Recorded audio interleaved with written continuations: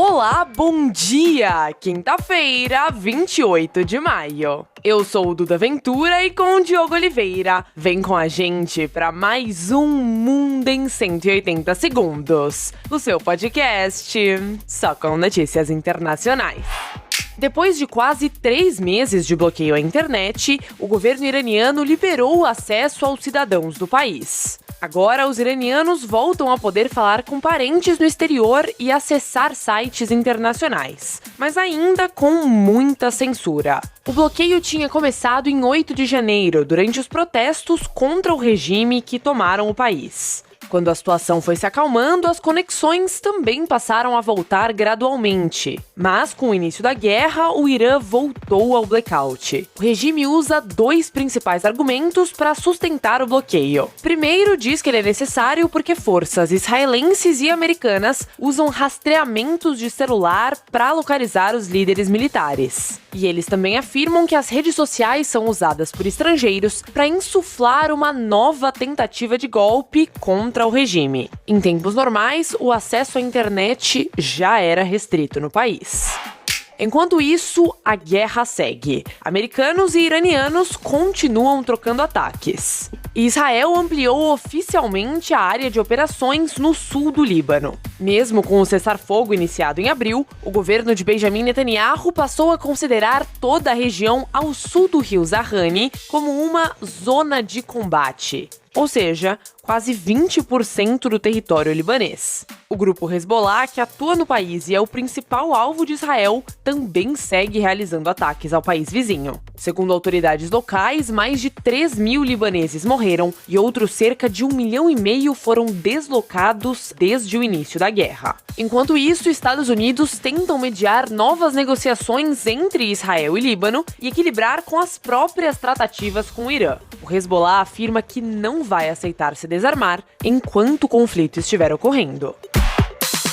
E o impacto da guerra já pode ser sentido nas perspectivas de crescimento econômico de todo o planeta. O Banco Africano de Desenvolvimento divulgou um relatório dizendo que a economia africana deve desacelerar em 2026. Os números devem passar de 4,4% em 2025 para 4,2% de crescimento em 2026. Segundo o banco, essa queda se deve aos altos preços da energia, da logística e das importações.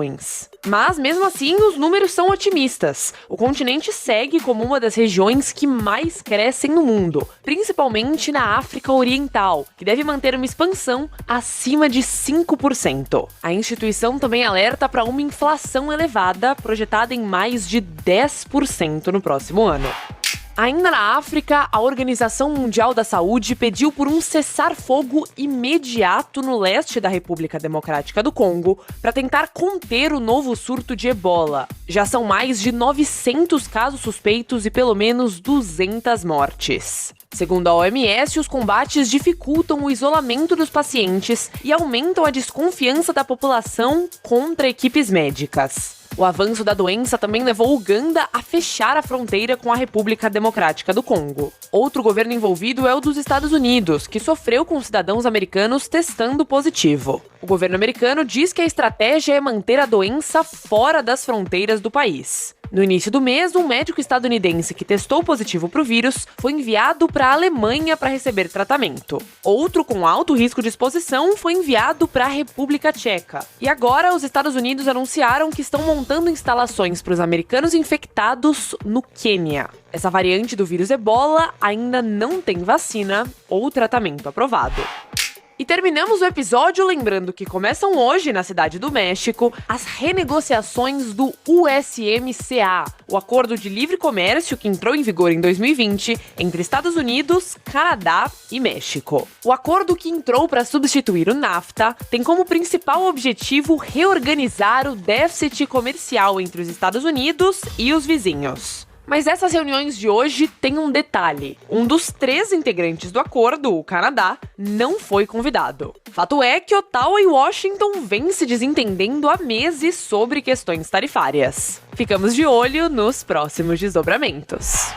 É isso, a gente fica por aqui. Envie nossos episódios para os seus amigos e familiares. Não se esqueça daquelas 5 estrelinhas no seu tocador de áudio. E para ficar por dentro de tudo o que acontece no mundo, é só seguir a gente lá nas redes sociais. Para vocês, um bom dia, um grande abraço e até mais!